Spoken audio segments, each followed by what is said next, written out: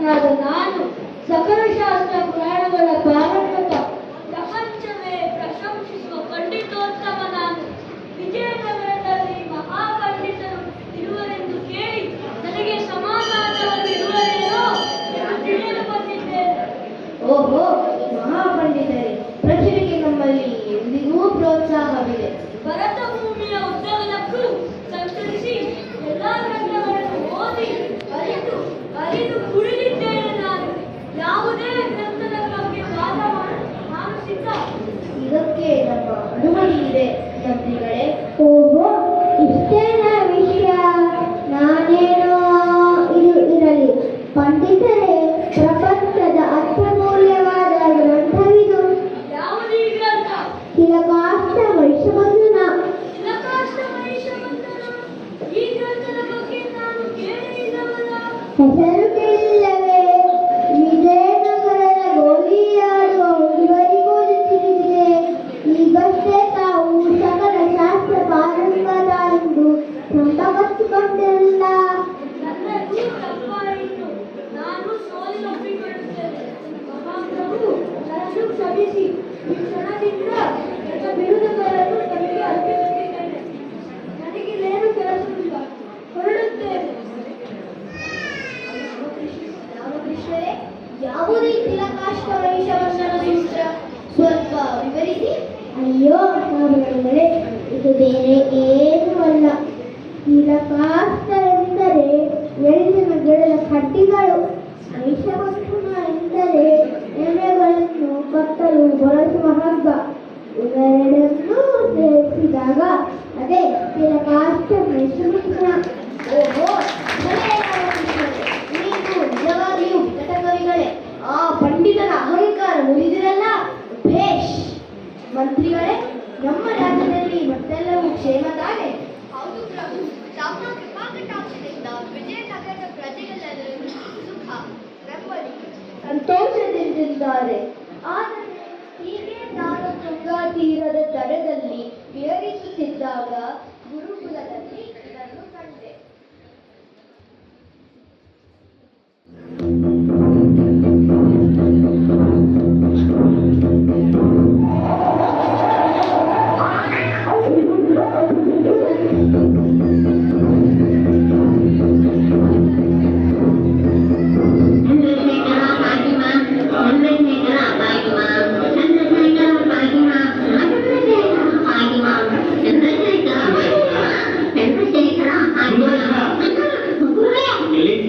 ನಿನ್ನೆ ಹೇಳ್ಬಿಟ್ಟು ಸಂಗೀತ ಪಾಠ ಹೇಳು.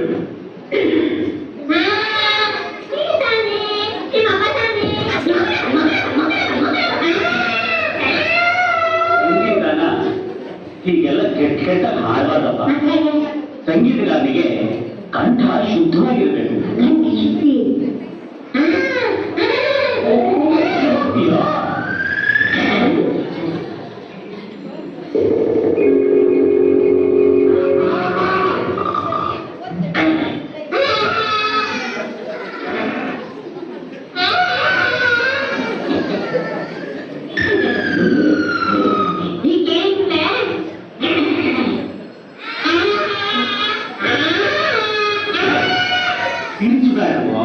ಹಿಂಚುಗಾಲ ಹಾರಾಗುತ್ತೆ.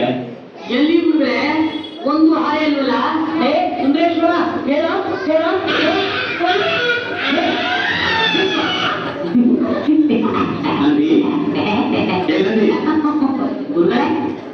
ನೆನ್ನೆ ಹೇಳಿಕೊಟ್ಟ ಶ್ಲೋಕ ಬಂತ? ಮೊನ್ನೆನೇ ಬಂದ್ಬಿಡ್ತು. ಆದ್ರೆ ಅರ್ಥನು ಚೆನ್ನಾಗಿ ಗೊತ್ತು. ಹೇಳು. ದೀಪಾನಂತರೇ ರಾಜೆ ತನ್ನ ಸಿಂಹಾಸನೆ ಪ್ರದಕ್ಷಿಣೆ. ಅಂದರೆ ದೀಪಾವಳಿಯ ನಂತರ ರಾಜ ತನ್ನ ಸಿಂಹಾಸನವನ್ನು ಸಾಯಿಸಿ ಪ್ರದಕ್ಷಿಣಕ್ಕೆ ಹೋದ. ಮೂರ್ಖ ಮೂರ್ಖ, ಹಾಗದು ಶ್ಲೋಕ ನಾನು ಹೇಳ್ಕೊಟ್ಟಾಗ ಕೇಳು. ದೀಪಾನಂತರಂ ರಾಜ್ಯೇ. ದೀಪಾನಂತರಂ ರಾಜ್ಯ. ಹಾಗೆ ತಂದ್ಯ ಅವಿವೇಕಿ. ಹಾಗೆ ಅವಿವೇಕಿ. ಗಣಪತಿ ಗಣಪತಿ ಸುಮ್ಮನೆ ನನಗೆ ನಮಸ್ಕಾರ ಗುರುದೇವ. ಮಹಾಪ್ರಭುಗಳು ನಮ್ಮನ್ನು ಬರಲಿದ್ದಾರೆ. ನನ್ನ ನಿಮ್ಮನ್ನಲ್ಲ, ನನ್ನನ್ನು. ಸರಿ, ನಾನು ಅರಮನೆಗೆ ಹೋಗ್ಬರ್ತೀನಿ. ನೀವು ಬಾಗಿಲನ್ನು ಭದ್ರವಾಗಿ ಹಾಕೊಂಡು ನಾನು ಹೇಳ್ಕೊಟ್ಟು ಪಾಠ ಜ್ಞಾಪಿಸ್ಕೊಳ್ತೇನೆ. ಈ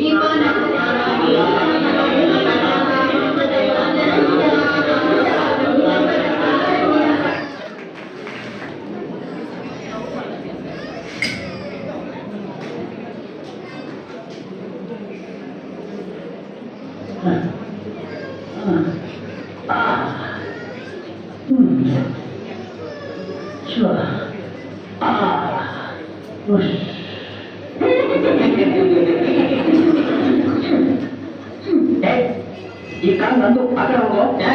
ನಂದು ಕೂಡ ಈ ಕಾಲು ನಾನೇ ಆ ಕಡೆ ಹೋಗ್ಲಿ. ಈ ಕಾಲು ನಂದು ಒಂದೇ ನಿಂದು ಒಂದೇ ಕಾಲು. ಈರು ನೀನು ಮಾಡ್ತೀನಿ. ನಾನು ಮಾಡ್ತೀನಿ.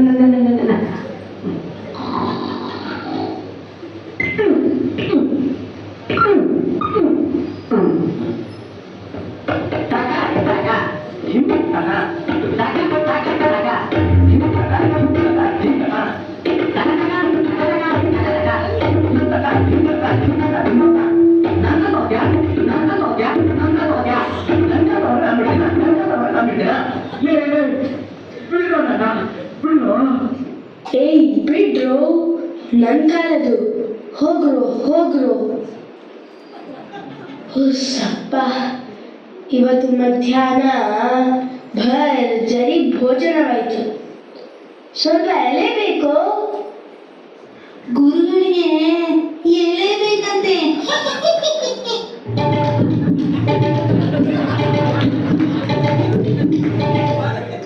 ಬಂದೆ ಗುರುಗಳೇ, ತಗೊಳ್ಳಿ. ನಿಮ್ಗೋಸ್ಕರ ತೋಟದಿಂದ ತಂದಿದ್ದೀನಿ ಬಾಳೆ ಎಲೆ. ಅಯ್ಯೋ ಅಯ್ಯೋ ಅಯ್ಯೋ, ದಟ್ಟಶ್ರಮಣಿ, ಬಾಳೆ ಎಲೆ ಅಲ್ವೋ?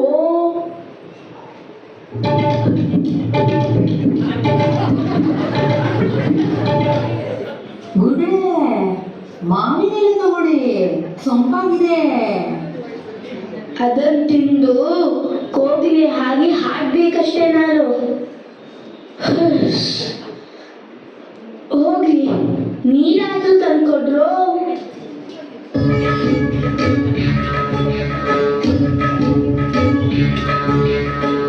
ತರ್ತಿದ್ದೀನಿ ಗುರುಗಳೇ. ಬೆಳಿಗ್ಗೆ 4 ಗಂಟೆ ಎದ್ದು ಬಾವಿಯಿಂದ ನೀರು ಸೇದಿ ಹಂಡೆ ತುಂಬಿ ಒಲೆ ಉರಿ ಹಾಕಿದ್ದೆ.